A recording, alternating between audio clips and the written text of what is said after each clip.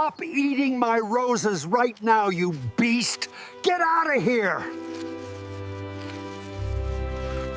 Charles Davenport stood at the towering windows of his mansion, his piercing gaze sweeping across the meticulously manicured lawns below.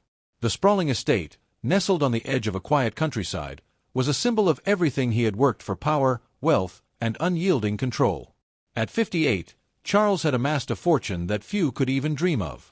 His empire stretched across industries, from tech to real estate, each investment a carefully calculated move. Yet, despite his success, the world outside these grand walls seemed distant and irrelevant to him. For Charles, life had always been about achieving the next milestone, conquering the next summit. Relationships, emotions, these were luxuries he had long since discarded. His interactions were transactional, his conversations focused on profits and acquisitions. People, in his eyes, were either assets or obstacles. He had built this fortress of opulence not for comfort, but for protection. The thick stone walls and towering fences were not just physical barriers, they were the shields that separated him from the vulnerabilities of the world. No one could reach him, no one could disturb the precise order he had crafted. The outside world had nothing to offer him, nothing, that is, except for the occasional nuisance. The recent gift of a pony brought to him by an overly enthusiastic business associate had been nothing more than an inconvenience. A gift of nature, the associate had called it. But to Charles, it was little more than an unwanted distraction, a creature that did not belong in his world of spreadsheets and quarterly reports. In that moment, he resolved to deal with it swiftly, just as he had dealt with everything else in life, through control. But what he didn't know was that Willow, the pony, would soon challenge the very fortress he had built around his heart.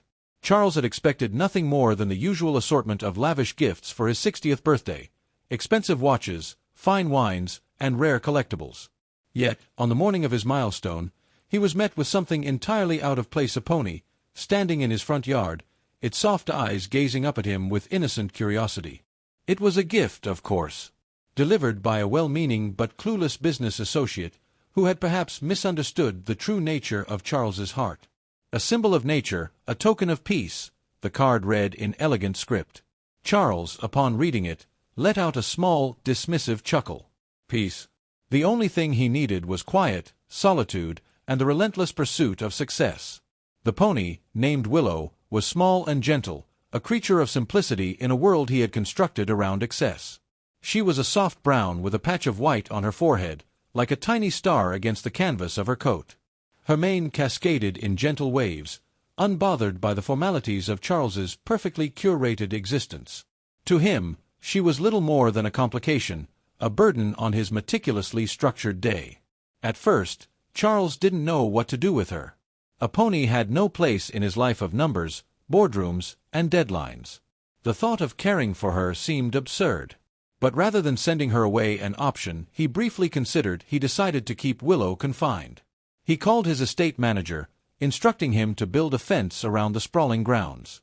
A simple one, he ordered, just enough to keep the creature out of sight. The fence took shape over the course of a few days, its wooden planks standing tall and proud, an impassable barrier between Willow and the rest of Charles's world. With each hammer strike, Charles grew more satisfied. Control was his comfort, and the fence, an outward symbol of that control, was exactly what he needed. Willow, for her part, didn't seem to mind. She stood quietly near the edges of the yard, her eyes always trained on Charles, as if waiting for something he had yet to understand. She was just a pony. After all, what could she possibly know about him, about the walls he had spent decades building? But in time, those walls would begin to crumble. And it would be Willow who would show Charles that even the strongest fences could be torn down by something as simple as kindness. It was a crisp autumn afternoon when Charles first realized that Willow wasn't just any pony. He had been busy with work, as usual, caught in the web of phone calls and spreadsheets that filled his day. But as he stepped out onto the terrace for a brief respite, his eyes fell upon the edge of the yard and he froze. The fence was no longer whole. The wooden planks, which he had ordered with such precision, had been splintered and broken in several places. The gentle curve of the wire mesh had been bent outward in one section, as though something had pushed its way through with quiet insistence. A surge of anger coursed through him. His first thought was that the groundskeeper had failed to maintain the fence properly. "What kind of incompetence is this?" he muttered to himself, stomping down the steps toward the yard. But as he approached the damaged fence, he saw something that made his blood run cold. There, on the other side of the broken wood, stood Willow, unbothered, calm, and grazing as if nothing was wrong. Charles's heart pounded in his chest, and for a moment he wasn't sure whether to laugh or scream. He had never imagined that a creature as small and unassuming as a pony could so thoroughly disregard his authority. The fence, his proud creation, was no match for her quiet determination. The irony hit him hard, though he refused to acknowledge it. For a moment, he simply stood there, frozen in disbelief. His mind raced, struggling to reconcile the situation with the order he had so carefully built into his life. The fence had been meant to keep Willow out, to restore the balance he had crafted so meticulously. But here she was, standing right in the middle of his domain, as if she had never been kept out at all. A surge of frustration bubbled to the surface. "This is ridiculous," he muttered, his voice tightening. "I will not let this go." He marched toward Willow, his footsteps quick and heavy, and the moment he reached her, he felt a wave of rage wash over him. He was ready to scold her, to chase her back into the corral that he had created for her. He reached out to grab her reins, his hands trembling with a mix of fury and disbelief. But as his fingers brushed against her soft mane, something strange happened. Willow lifted her head and met his gaze with those large, dark eyes, calm, unruffled, as if nothing were amiss. In that instant, a sense of unease washed over Charles, the kind of unease that comes not from fear, but from something deeper, something he didn't understand. She looked at him with such quiet patience that it caught him off guard. It was as though she wasn't bothered by his anger, as though she knew something he didn't. And then, for the briefest of moments, he saw it, a flicker of sadness in her eyes, as if she were waiting for him to recognize something beyond his rage. Charles recoiled, his anger faltering. He wasn't sure why, but in that fleeting moment, he felt a pang of guilt. The pony was only here because of his decision, the very decision that had led to this fence, this barrier that now lay in ruins. But instead of feeling triumphant in his anger, he felt something else, a strange pull, as if the walls he had so carefully constructed around his heart were beginning to crack. He stood there for a long moment, staring at the broken fence and the pony that had now crossed it. The quiet, steady rhythm of Willow's chewing echoed in the silence between them. For the first time, Charles wondered if maybe, just maybe, the world he had built wasn't as perfect as he had believed. And with that thought, he made an unexpected decision. He would tear the fence down. It wasn't a choice born from compassion, but a need to reclaim control. But deep down, something told him that Willow's gentle defiance had already begun to change him in ways he couldn't yet see. In the weeks that followed, Charles found himself spending more time observing Willow than he cared to admit. Each morning, as he walked to his study, he passed the spot where the fence had once stood.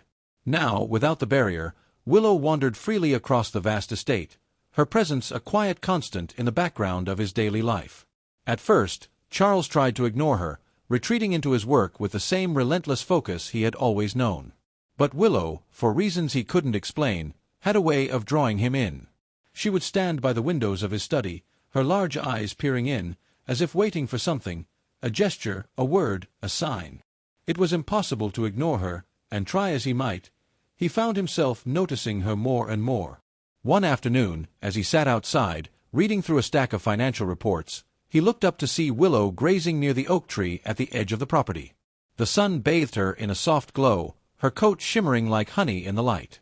For the first time, Charles saw her not as an inconvenience, but as part of the landscape, something natural, something that had a rhythm and calm all its own.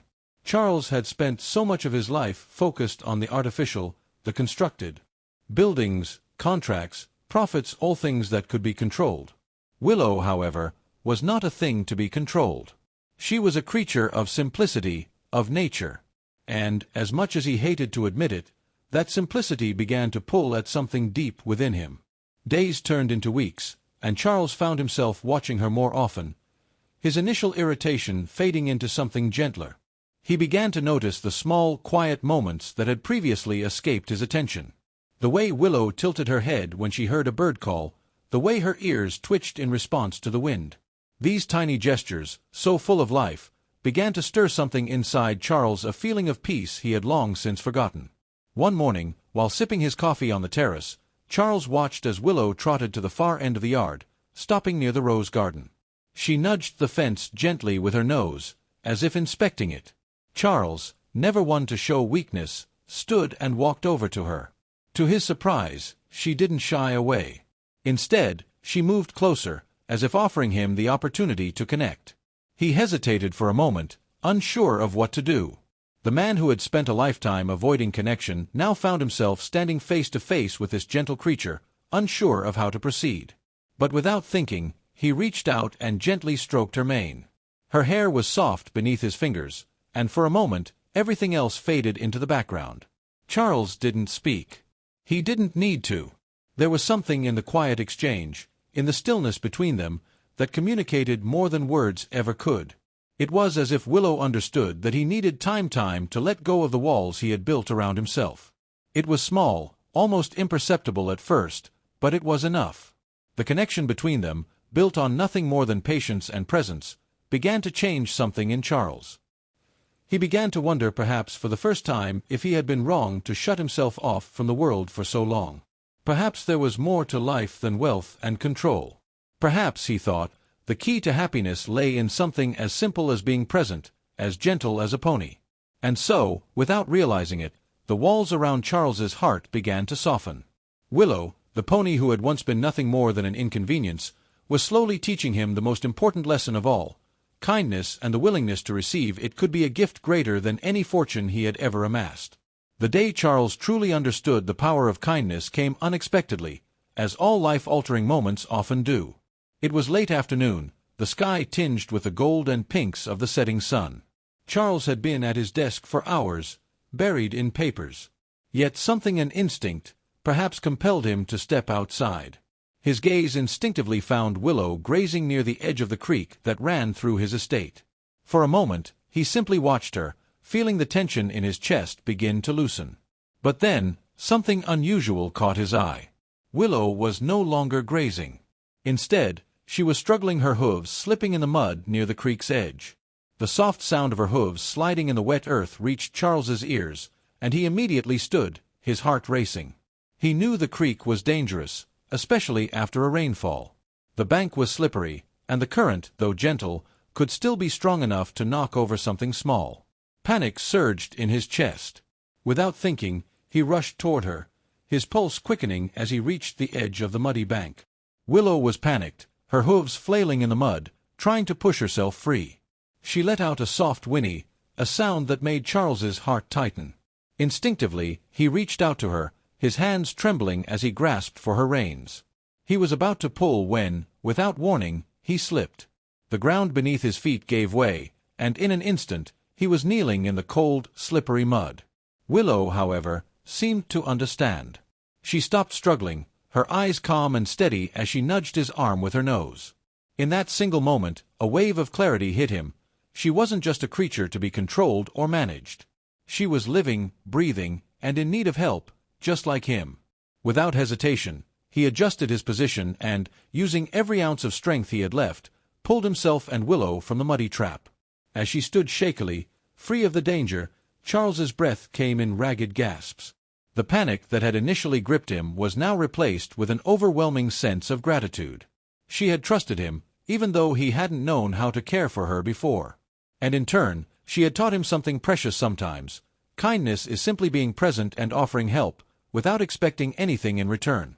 Charles looked into Willow's eyes, and for the first time in years, he felt something stir deep inside him: connection. Months passed since that fateful day by the creek, and Charles found himself standing outside, gazing out over his estate as dusk settled around him. The soft rustle of Willow's hooves on the grass was a familiar sound now, one that comforted him more than it ever had before. He had come to look forward to these quiet moments, these simple, unspoken exchanges with the pony who had changed his life. Gone were the days of living solely for profit and power. Charles had begun to reconnect with the world outside his office, to mend the fractured relationships with his family and friends that he had long ignored. He had started giving his time to causes he had once dismissed as trivial, volunteering at local shelters, donating to charities, and spending time in the community. The mansion, once a fortress of solitude, was now filled with the sounds of laughter, of real human connection. He had even begun taking daily walks with Willow, not for exercise or efficiency, but simply because it felt good. They would wander the grounds, moving at a pace dictated by the seasons, the changing leaves, the rise and fall of the sun. Charles would stop, sometimes, to watch the way the light filtered through the trees, and he would think about the journey he had been on from the man who had been consumed by his wealth to the one who now understood that the true richness in life lay in the small moments of kindness, patience, and connection. As he watched Willow graze peacefully in the fading light, Charles smiled to himself. He was no longer the man he had once been. The fortress he had built was gone, replaced by something far more valuable. A heart opens to love, to compassion, and to the quiet, powerful lessons that a pony had taught him.